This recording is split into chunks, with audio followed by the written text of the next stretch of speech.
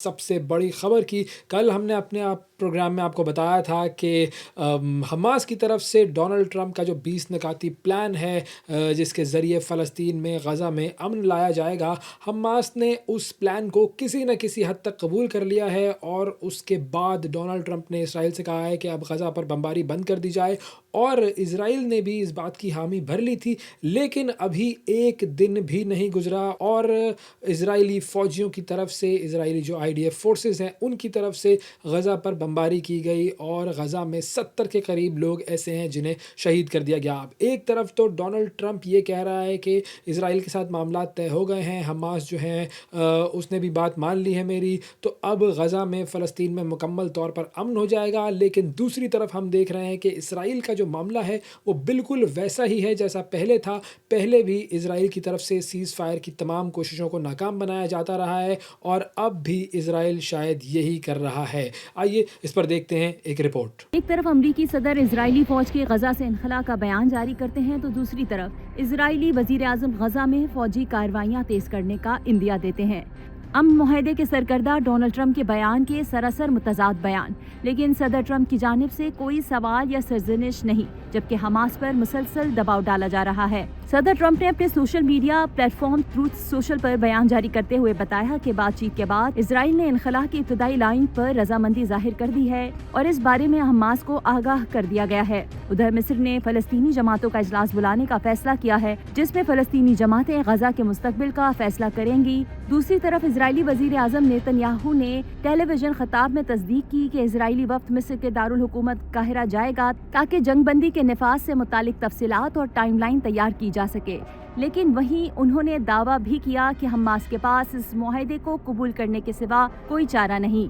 अगर हमास ने जंगबंदी मुआहदा कबूल ना किया तो इजरायली फौजी कार्रवाइयां मजीद तेज कर देगी। मलेशिया के वजीर आजम अनवर इब्राहिम ने खदशात भांपते हुए गजा मंसूबे पर तहफुजात का इजहार कर दिया है। मकामी मीडिया से गुफ्तगू करते हुए अनवर इब्राहिम का कहना था कि अमरीकी अमन मंसूबा मुकम्मल नहीं, बहुत से पहलुओं से मुत्तफिक नहीं, लेकिन हमारी मौजूदा तरजीहात फलस्तीनी अवाम की जान बचाना है। रिपोर्ट आपने देखी नाजरीन। अब बढ़ते हैं ज़रा मज़ीद कुछ ख़बरों की तरफ और इसराइल की हिरासत से रिहाई के बाद ग्लोबल समूद फ्लोटिला के 137 समाजी कारकुन जो हैं वो तुर्की के शहर इस्तंबुल पहुंच गए हैं। 36 तुर्क शहरियों समेत अमेरिका, बरतानिया, Italy, उर्दन, Kuwait, Libya, अलजायर, Mauritania, Malaysia, Bahrain, मराकश, Switzerland और ट्यूनिस के कारकुन जो हैं वो इस्तंबुल पहुंचे हैं। और इस्तंबुल पहुंचने वाले तुर्क कारकुन हैं एक एकिन कंतोगलू। उन्होंने इजरायली हिरासत में बदसलूकी की जो तफसीलात बताई हैं और जो इंकशाफात किए हैं वो ऐसे हैं कि इंसान सुनता है तो उसके रोंगटे खड़े हो जाते हैं। उन्होंने ये कहा कि हिरासत में लेने के बाद इसराइली अहलकार ने कहा कि तुम इसराइल में हो और अब किसी भी जगह गज़ा का नामो निशान नहीं है। एकिन कंतोगलो ने यह भी कहा कि हमें जानवरों के पिंजरे नुमा कमरों में बंद किया गया था और उन दीवारों पर खून से अरबी में बच्चों के नाम लिखे हुए थे। हमें 40 घंटों तक भूखा प्यासा रखा गया। और उन्होंने ये भी बताया कि तुर्क कारकुनों को बरहना करके उनकी तलाशी ली गई थी, जबकि ग्रेटा थुनबर्ग जो है उनके साथ भी बहुत बुरा सलूक किया गया, उन पर तशद्दुद किया गया, उन्हें इसराइली परचम को ज़बरदस्ती चूमने पर मजबूर किया गया। तो ये है इसराइल का असली चेहरा। समूद फ्लोटिला के तकरीबन 450 समाजी कारकुन जो हैं वो अब भी इसराइली हिरासत में हैं। उनमें साबिक पाकिस्तानी सेनेटर मुश्ताक अहमद भी हैं और दीगर पाकिस्तानी शहरी भी शामिल हैं। और दूसरी तरफ इसराइली जारहियत के बावजूद इमदादी सामान लेकर एक और फ्लोटेला गज़ा की तरफ रवाना हुआ है। कश्तियों पर बैनुल-अक़वामी समाजी कारकुन मौजूद हैं। अब देखते हैं कि ये जब पहुँचते हैं फ़लस्तीन की तरफ तो इनके साथ क्या होता है। आगे बढ़ते हैं, वियतनाम की तरफ लेकर चलते हैं आपको। वियतनाम में बुआलई तूफ़ान और उसके नतीजे में आने वाले सैलाब और लैंडस्लाइडिंग से बड़े पैमाने पर तबाही हुई है और मरने वालों की तादाद 51 तक जा पहुँची है और 14 अफराद ऐसे हैं जो कि अभी तक लापता हैं। वियतनाम का जो disaster and dyke management authority है उसकी रिपोर्ट के मुताबिक तूफ़ान बुआलई जो है उससे 2,38,000 से ज़ायद घरों को नुकसान पहुंचा है और 79,000 हेक्टेयर से ज़्यादा चावल और जो दीगर फसलें हैं वो ज़ेर आब आ गई हैं, जबकि 17,000 हेक्टेयर से ज़ायद आबी हयात और तकरीबन 50,000 से ज़ायद हेक्टेयर जंगलात जो हैं उनको नुकसान पहुंचा है। اور انفراسٹرکچر جو ہے اس کو بھی کافی شدید ڈیمیج ہوا ہے اس طوفان کی وجہ سے۔ تقریباً 9,000 کے قریب بجلی کے کھمبے ایسے ہیں جو کہ گر چکے ہیں۔ تقریباً 4.5 لاکھ سے زائد گھرانے ایسے ہیں جو کہ اس وقت بجلی سے محروم ہیں، اور تقریباً 1500 اسکول ایسے ہیں جن کو نقصان پہنچا ہے۔ تو یہ ایک بہت بڑا طوفان ہے جو کہ یہاں پر آیا ہے، اور جو معاشی نقصانات کا ایک ابتدائی تخمینہ لگایا گیا ہے وہ تقریباً $60.8 ملین ہے، تقریباً یوں کہہ لیجیے کہ $61 ملین ہے۔ اور اس وقت جو صورتحال ہے وہ یہ ہے کہ سڑکوں سے ملبہ ہٹانے اور بنیادی سہولیات کی بحالی اور متاثرہ کمیونٹی کی مدد کے لیے مشینری اور وسائل اکٹھے کیے جا رہے ہیں، اور وزیر اعظم جو ہیں وہاں کے فیم من چن، انہوں نے مرکزی بجٹ ریزرو سے تقریباً $96.5 ملین کی امدادی رقم کی منظوری دی ہے جو کہ 15 متاثرہ علاقوں کو ہنگامی امداد کے طور پر فراہم کی جائے گی۔ تو یہ صورتحال ہے جی ویتنام کی۔ آگے بڑھتے ہیں اور بات کرتے ہیں یورپی ملک جارجیا کی۔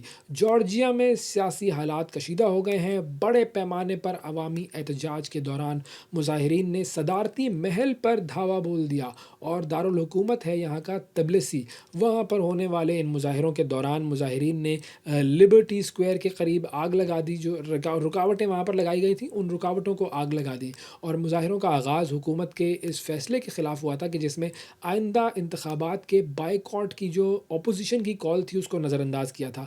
بڑی تعداد عوام کی سڑکوں پر آ گئی اور انہوں نے حکومت مخالف نعرے بازی کی۔ سیکیورٹی فورسز نے کافی کوشش کی کہ مظاہرین کو منتشر کیا جائے، آنسو گیس کا استعمال ہوا، لاٹھی چارج کا استعمال ہوا، کئی مقامات پر صورتحال جو ہے وہ قابو سے باہر ہو گئی تھی، اور جو رپورٹس ہیں ان کے مطابق احتجاجی کارکنان حکومت پر یہ الزام عائد کر رہے ہیں کہ وہ شفاف انتخابات سے گریز کر رہے ہیں، جبکہ اپوزیشن نے ان اقدامات کو جمہوریت کے لیے خطرہ قرار دیا ہے۔ اچھا، جو وہاں کا صدارتی محل ہے اس کے اطراف پولیس کی بھاری نفری تعینات کر دی گئی ہے، اور مزید جھڑپوں کا بھی خدشہ ظاہر کیا جا رہا ہے۔ امریکہ کی بات کر لیتے ہیں اب۔ امریکہ میں صدر ڈونلڈ ٹرمپ نے شکاگو میں بڑھتی ہوئی جرائم کی شرح کے خلاف 300 نیشنل گارڈ فوجیوں کی تعیناتی کی اجازت دے دی ہے، اور یہ فیصلہ اس وقت آیا ہے کہ جب امیگریشن حکام نے مظاہرین کے ساتھ جھڑپوں کے دوران ایک مسلح خاتون کو گولی مار دی، اور ریاستی اور جو مقامی رہنما ہیں انہوں نے ڈونلڈ ٹرمپ کے اس اقدام کی سخت تنقید کی ہے اس پر، اور سخت مخالفت کی ہے، اور اسے طاقت کا غلط استعمال قرار دیا ہے۔ اور اوریگون کی اگر ہم بات کریں تو وہاں کے ایک وفاقی جج ہیں، انہوں نے ٹرمپ انتظامیہ کی 200 فوجیوں کی تعیناتی کو عارضی طور پر روک دیا ہے۔ ان کا کہنا یہ ہے کہ یہ اقدام آئین کی خلاف ورزی ہے اور ریاست کی جو خود مختاری ہے اس کو چیلنج کرتا ہے۔ تو شکاگو میں اس وقت مظاہرے جاری ہیں، خاص طور پر امیگریشن نافذ کرنے کے خلاف، اور ٹرمپ نے یہ کہا ہے کہ وہ قانون کی خلاف ورزی کو بالکل برداشت نہیں کریں گے۔ اور اگر ہم حالیہ ہفتوں میں دیکھیں تو شکاگو میں جرائم کی شرح میں کمی آئی ہے، لیکن یہ اب بھی بہت سارے جو امریکی شہر ہیں ان کے اگر کمپیریزن میں دیکھا جائے تو وہاں پر جرائم کی شرح زیادہ ہے۔ اور ٹرمپ نے شکاگو سمیت ڈیموکریٹک قیادت والے جو شہر ہیں ان کے بارے میں کافی سخت بیانات دیے ہیں حال ہی میں، اور حالانکہ وہاں پر حالات میں بہتری آ رہی ہے، لیکن ٹرمپ جو ہے وہ ان علاقوں پر جو ہے وہ اپنی اجارہ قائم کرنا چاہ رہے ہیں، تو اس وجہ سے وہ اس طرح کے بیانات دے رہے ہیں اور اس طرح کے جو معاملات ہیں وہ کر رہے ہیں۔